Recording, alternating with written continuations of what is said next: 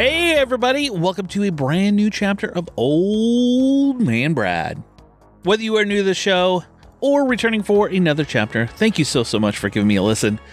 And if you love the show, drop me a review over on your favorite podcast app, or you can become a patron over at patreon.com/oldmanbrad. So we're in the middle of October, my favorite time of the year, Halloween season, haunt season. You got haunted houses, you have trick-or-treaters, you have costumes, you watch more horror movies than you normally do through the year, which, you know, I watch horror movies all year round.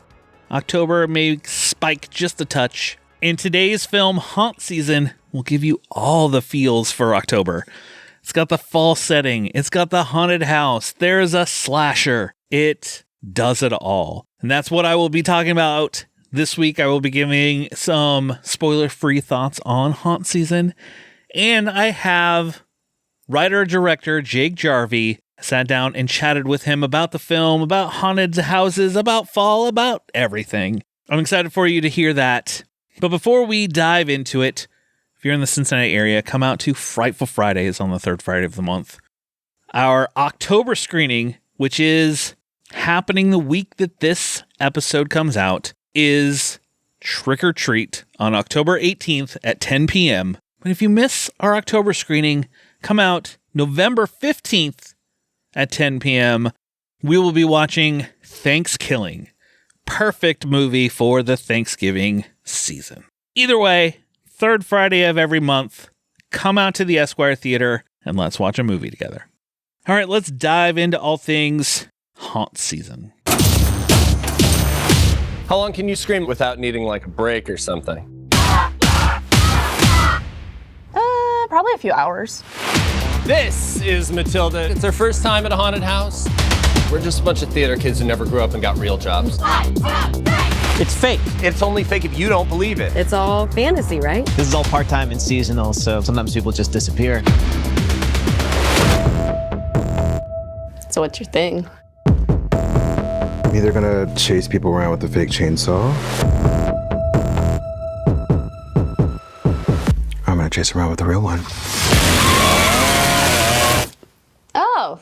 A masked maniac targets cast members at a suburban Halloween haunt attraction, turning their staged injuries into gruesome, real-life horrors. As the terror escalates, the lines between performance and reality blur. This is written and directed by Jake Jarvi, and it stars Brett Bentley, Craig Benzine, Sarah Elizabeth, Adam Hinkle, Anna Dragovich, and so many others. Before we dive in the interview, I'm going to just say I had a blast with Haunt Season. Haunt Season was so much fun.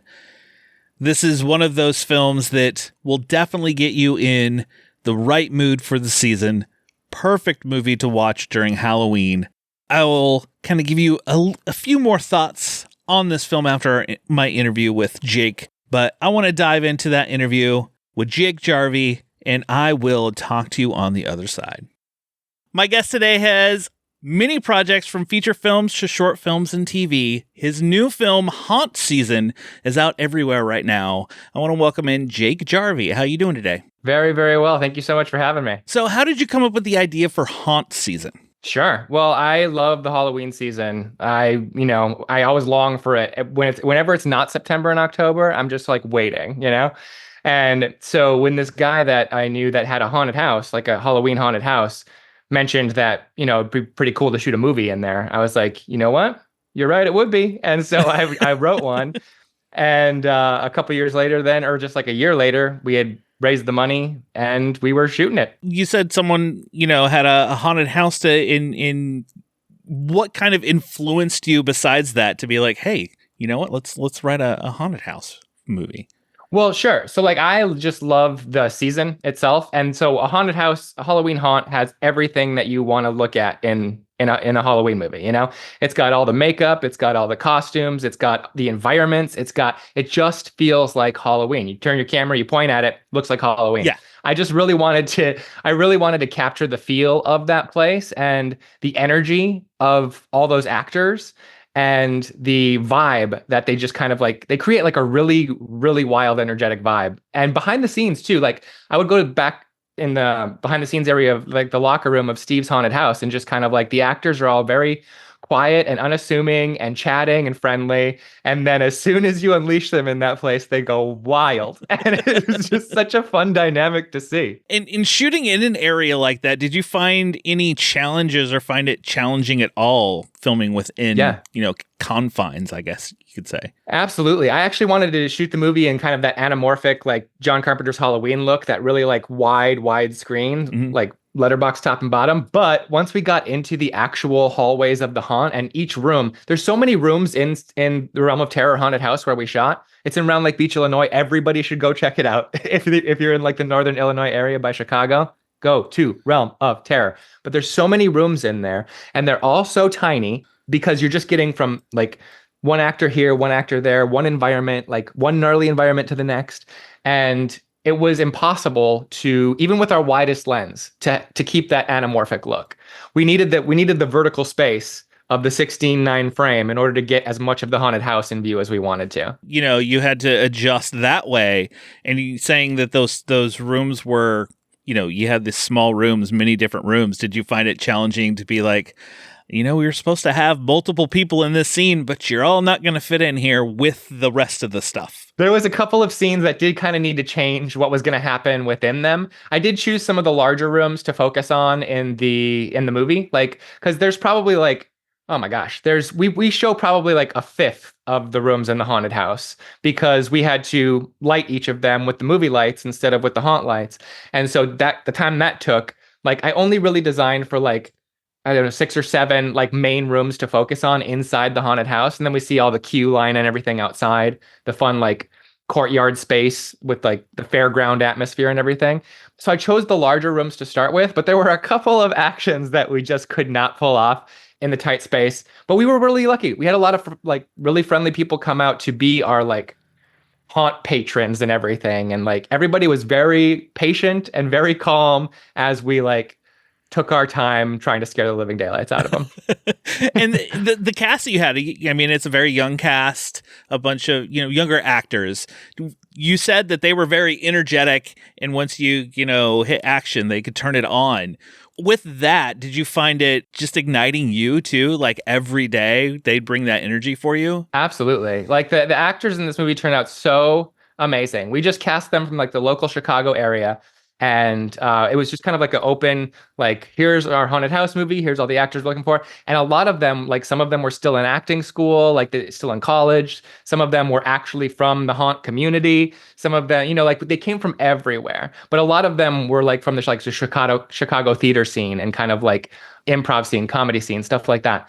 And there's a lot of stress in making an independent horror movie. You never have enough time, never have enough money. Like you're just the day is slipping through your hands the minute you step on set, And so it's just every time you call action and good actors are acting in front of you, time just seems to stop. And you just watch them do their thing and you get lost in that performance because they were just words on a page, man. I just put some words on a page that I enjoyed. And then watching someone breathe like actual human life into that in front of your eyes, it's like magic, dude. So like that space between action and cut is always just the energy that takes you through the entire day. You just want to get to the next opportunity to watch someone do a really good job in front of you. And you mentioned the haunt community. Some were a haunt community. And did you talk with, not only them, but other people in the haunt community in that area to kind of be like, well,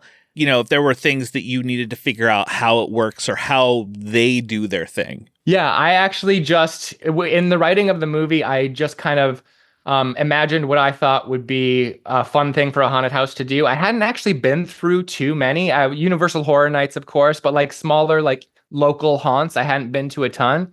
And as soon as I get the script to Steve, he was like, yeah, we actually do a bunch of these things at the haunt. Like this is very accurate. This is the community. You've got the community here in the script. So this is exactly what we're looking to do. So it very much portrays the haunted house community and kind of the Little Rascals energy of putting on a show that you kind of get from anybody who wants to be involved in something like that. This is very much, it's a slasher at a haunted house area.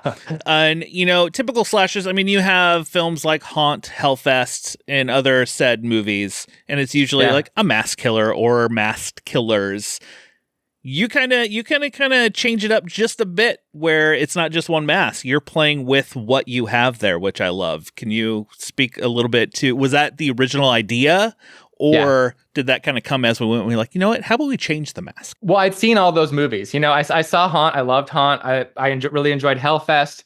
Saw Hell House LLC, and they did this supernatural route. House October Built. I like these movies. These are the kinds of movies I like. So I was like, okay, so if I'm going to make another haunted house movie, they're made all the time too. What is going to separate us from the rest of them?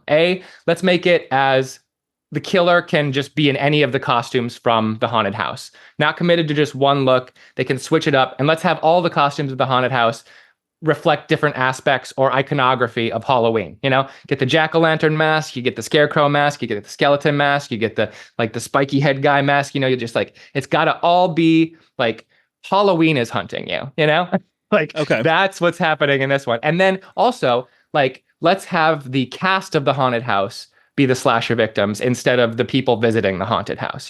For most of the movie, it is just the cast members who are being picked off. For what reason, we don't know until the end. And we're not going to say. We want you to go see it. Yeah, you got to see it. You got to check it out to know. How long was the shoot for Haunt season? So the thing is with this being a real live haunted house, like I said, they were getting ready for their season. They actually got ready for their season a little early so we could get in there. But in order to not ruin anyone's life, which we kind of did anyway. It got really hectic in actual October when they were actually open and we were still shooting. But we started in August. Weekends in August, we would start shooting all the scenes in the haunted house. August 2022. September, all the scenes in the haunted house. Got out of the interiors of the haunted house before they opened in October. But the exteriors of the haunted house, we shot while they were open. Those are people visiting the haunt you see, signed in the waiver, there will be a camera roaming around here. You may be in a movie, like that. And so those are live. And then the haunt line we did on a night that they were closed, but they had just been open the weekend before and they were going to open the next weekend. So that was just one night. We got all of the haunt line exteriors with people who were nice enough to come be our haunt line extras. And by that point in the shoot, so it was 3 months, dude. It was 3 months of weekends or Monday, Friday kind of thrown in there here and there. But we were just exhausted by the end of it. But I wanted to shoot all of the exterior scenes in actual October in Illinois. So you really get that Halloween vibe. Anytime you're looking at an exterior here, it is actually Halloween season. So haunt season was very much what I wanted to capture. And that is what I think we delivered on. So it was 22 days over 3 months. Okay. I was going to ask time period if you did shoot it while it was open, and it looks like, you had to work around that. Because the Midwest, I live in Ohio, so the Midwest, we get a nice fall. The leaves are changing, the weather's brisk, so it gives you that feel, and it worked. Absolutely. We had a very warm October in 22. And so I really thought I shot right at the end of October, all those exteriors. And I thought we were going to get even more leaves changing. We got a nice level of leaves changing in here. And we visited all the pumpkin patch and the Halloween pumpkin fest out here. You get all of that stuff in the movie. But I really thought there's a scene at a lake by a lake house and these two characters are sitting there and there's nothing but trees on the other side of it. When I scouted it in September, I was like, dude, at the end of October, that other side of the bay is going to be on fire. That is just going to be leaves galore. And there were some, just not as much as I thought there was going to be. That's another challenge of the filmmaking as you were, especially indie filmmaking, because you can't. Yeah, you're like, this is what we got. We just got to roll with it. Got to take what you get. Absolutely. Practical effects versus CGI. It's practical effects throughout this movie. Did you? Who worked on it with you, and how did that go? Our SFX guys were Corey Ruby and Kyle Williamson. And I just got in touch with Corey looking at the props he'd manufactured and kind of the effects he had done on his reel and everything in his portfolio. And then he brought his buddy Kyle along with him, and they were awesome. They built all of the props that the real weapons interact with, So that's part of the reason I like the practical over the CGI, all right? You're not going to guess. You don't have to guess what a chainsaw is going to do to something. Yeah. If you just take a chainsaw and you saw into something real, you see what it does to a arm. You see what it does to a body. Like you're just watching what actually happens when a live weapon hits an object. And it's way more terrifying than anything that you're going to make in a computer because it's so unpredictable, you know?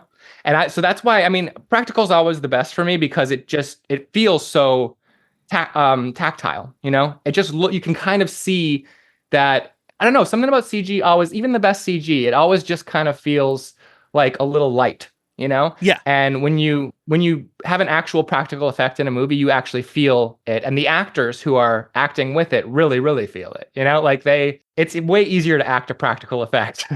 Working in a haunted house, did you really have to bring much of your own props and other things in, or did you use pretty much everything that was there? Everything that was there. Yeah, no, Steve has had Realm of Terror for 22 years. This is the 22nd year that this haunted house has been open. And so what we got by going into that space was 22 years of set design, and props and makeup. Like the people who are doing the makeup in the movie are the actual makeup artists for the haunt. Like Stevie Calabrese, yeah, she was on that sci-fi show Face Off in season 9. She is the Realm of Terror haunt makeup artist. So she did all of our haunt makeup, her and her friend Liz, who they did an amazing job. Everybody looks great in the movie. But and the costume designer of the movie is the person who runs costumes at Realm of Terror.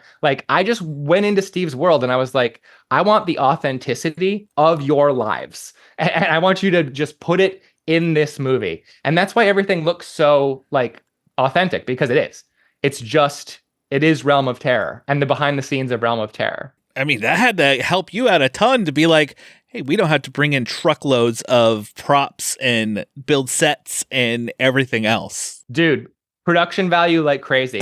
The movie looks so much more expensive than it was just because Steve spent a lot of time and money building that place. So we got all of that production value just by association with Realm of Terror, which was incredible. And then the only things that we really had to bring in was, the things that were going to bleed, the real things. All of the haunt things came from them. Mm-hmm. All of the real, quote unquote, real death stuff we brought in. Yeah.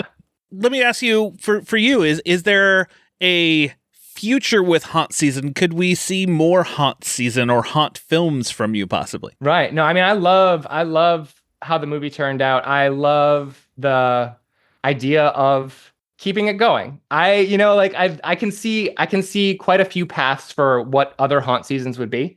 And I kind of have the idea in my head of what I would like to do with one. And then it's just a matter of I want to see how this movie is received by the kind of the haunt community, see how they feel about how it all turned out, and horror fans, of course. Obviously, I'm a horror fan before I was part of the haunt community, and I'm only by association a part of the haunt community. Steve's like, now you're one of us, man. You're one of us now. And I was like, he's like, get in this, put this mask on and get in that haunt. Go do it right now.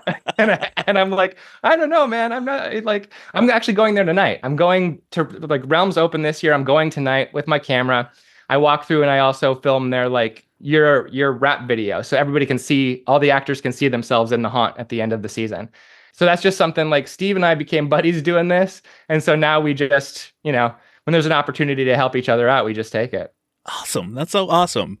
Well, Jake, as we kind of wrap up and we're kind of running out of time, I want to thank you so much for chatting with me and wish you all the best with haunt season. I want to tell everybody to go check it out. It's just a super fun movie. Dude, thank you so much. I really would love for them to check it out too. That would be great for me.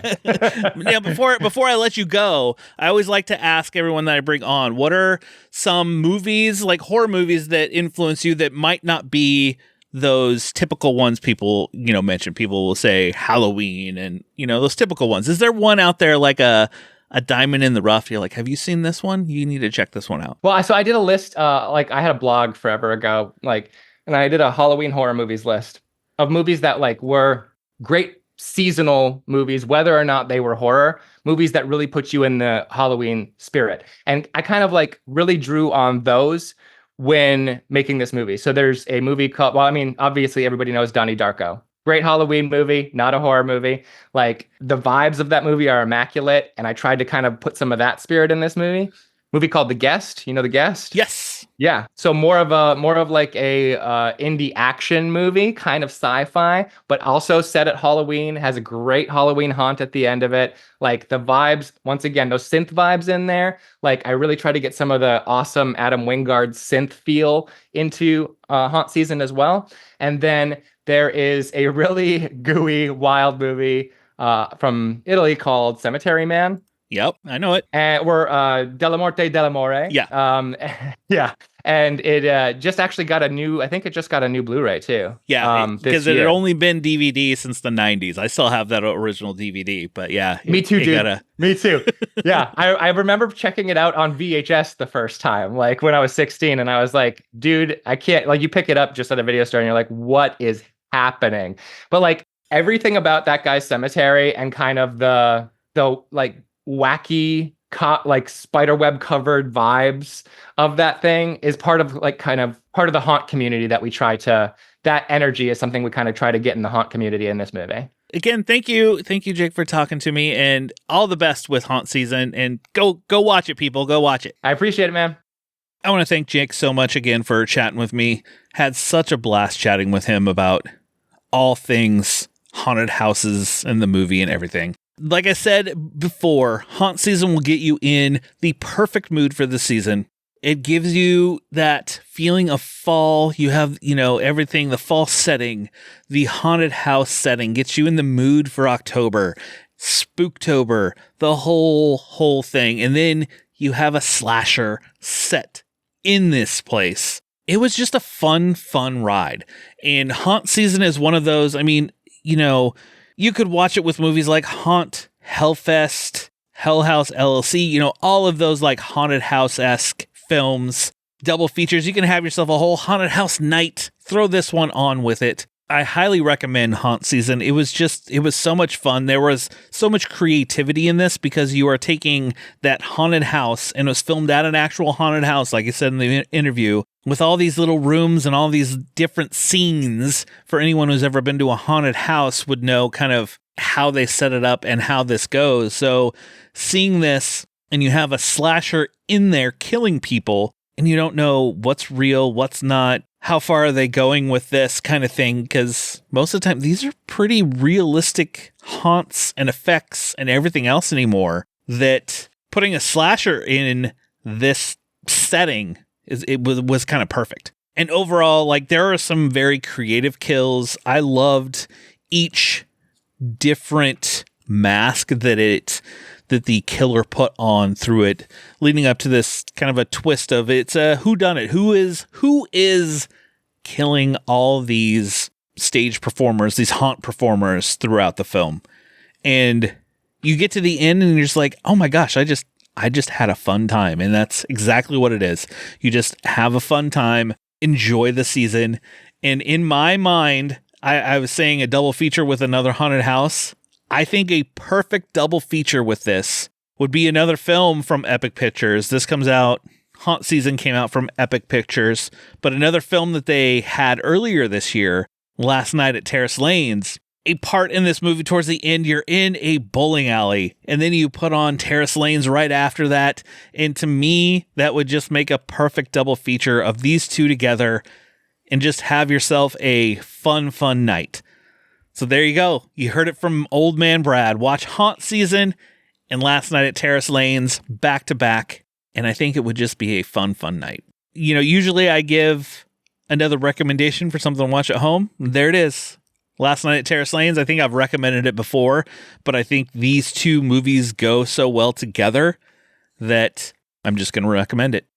On my way out, I have a movie I want to tell you about. The Silent Hour is new on digital. Joel Kinnaman stars as a detective guarding a deaf witness marked for death after seeing a gang murder. Trapped by the killers, they have to outsmart them to survive. Buy or rent The Silent Hour now. Rated R from Republic Pictures. And if you want a digital code for Silent Hour, just email me, oldmanbradpodcast@gmail.com. I have a few digital codes for this film to give away. First come, first serve. Just let me know, and I will shoot one over to you. All right, so that will do it for another chapter of Old Man Brad. I have a whole lot more coming to you this month. Just make sure you subscribe and you will never miss any chapter of Old Man Brad, whether it is these great interviews and reviews that I'm giving you, or Tales from Tubi that is coming out on every Friday this month with a brand new guest. Later this week, we have They're Playing with Fire with my friend Dustin from Flicks and Friends. You won't want to miss that one. I'll be back soon. Just snuggle up in that blanket, turn off the lights, because it's okay to be scared. We'll talk to you later, everybody.